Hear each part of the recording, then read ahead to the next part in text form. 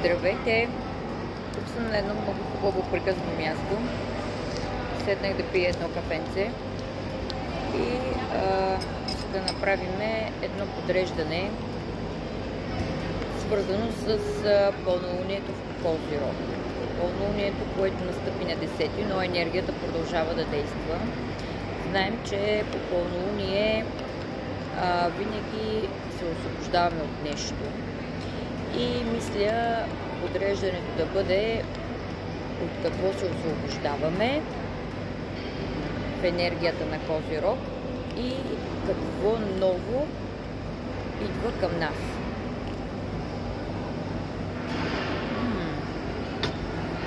Много хубаво чинопия.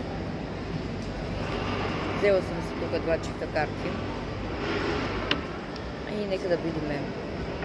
Първо ще сложим 3 карти от какво се освобождаваме.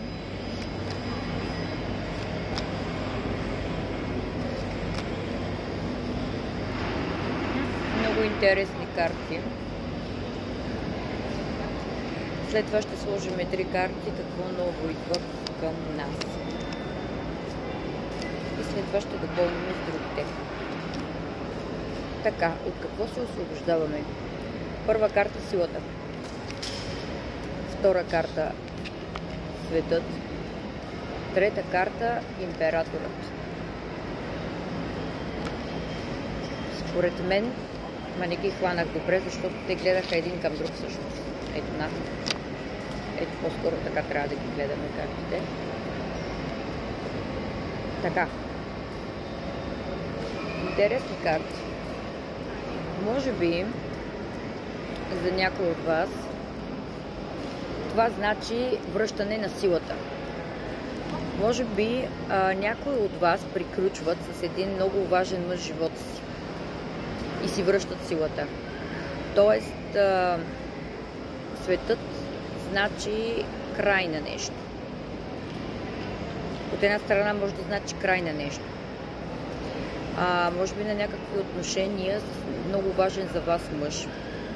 Може да е мъжа ви или просто да е важен мъж в живота ви. Императорът обикновено показва мъж, който с минуса си е доста деспотичен. Може да е консервативен, също овен, огнен. Такъв, който налага правилата и иска нещата да стават само по неговия начин. Може би дълго време вие сте били в такива отношения и все едно сте били предали силата си на този мъж. Все едно сте се подчинявали на такъв мъж. Но това не сте се чувствали добре. И сега е момента да се освободите, да приключите тая връзка, тия отношения, които са изчерпвали вашата женска сила. Нека да сложим няколко карти още допълнително, да видим какво се освобождавате.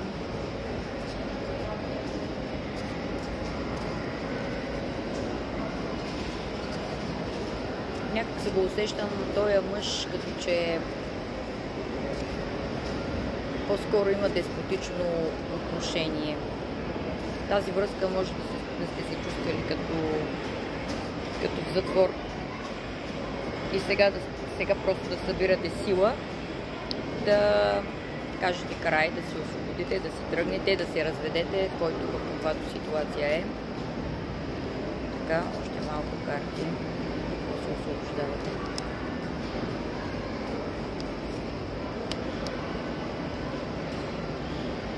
Да, ето виждам аз тук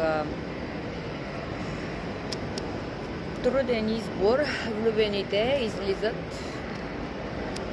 Труден избор в любовта.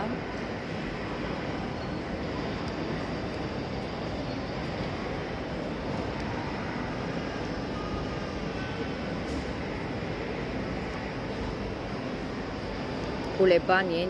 Някои тук жени определено се колебаят.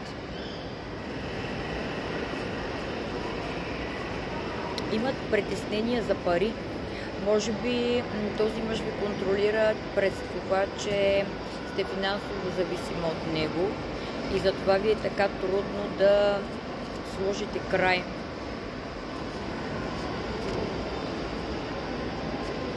Още какво?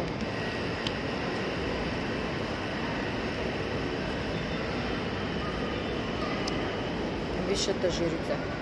Интуицията ви говори. Вселената ви говори. Дава ви знак. Този мъж най-вероятно се държи студено с вас. Най-вероятно, защото излизат ето висшата жрица, краля чаши, който обаче тук как е нарисуван замръзнал. Висшата жрица е интуицията. Ето го този замръзналия крал. И тук имаме петица чаши, която винаги говори за някакви загуби. Тоест тази любов, ако е имала любов, се е превърнала в едно страдание за вас. Може би тук страдате по някакви загубени емоции от миналото.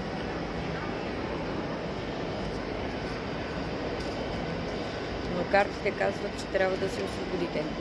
Още какъв съвет? Девятка чаши. Шестица чаши. За някой от вас тук може да става въпрос за мъж, който ви е бивш. Някаква отминала връзка, но някак си вие още чисто емоционално и енергийно да не можете да приключите с този човек. Да преживявате някакви неща от миналото, защото шестица чаши, тя е свързана с хора от миналото, шестица чаши. Девятката чаши също говори за липса на нещо. Десятка жезли говори, че това много ви тежи. Тая ситуация сякаш тя не е отскоро. И просто вече до такава степен ви е изтощила, че някакси абсолютно непосилен е емоционалният товар. Пуснете го. Пуснете го. Няма смисъл да бъдете вкопчени в нещо, което вече нито ви попълва и напълва емоционално, а по-скоро го виждам като някакво... Все едно сте в някаква зависимост по нещо изгубено, по нещо от миналото, което вече го няма. Така че освободете се. Казвала съм тук много пъти, че за да дойде новото, трябва да се освободите от старото.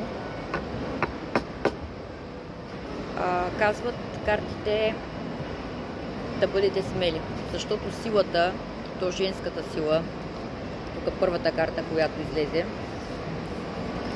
тя, ето виждате как, тази жена опротява дори лъв.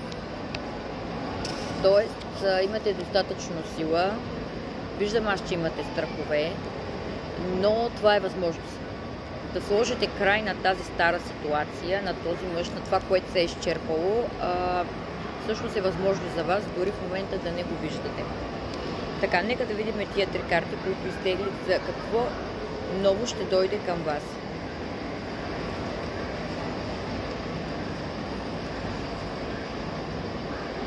Интересно. Учелникът, висшия жрец и висшата жрица. Висшия жрец и висшата жрица, те са си двойка. Значи, може би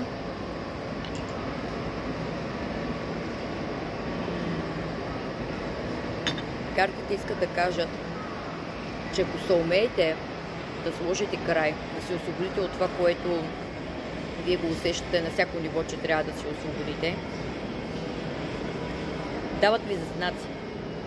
Ето го тук отчелника, как държи Венера, ето е змията. Това е символизира мъдростта. Тук на вас вече ви е просветнало, че е време. Сега е времето.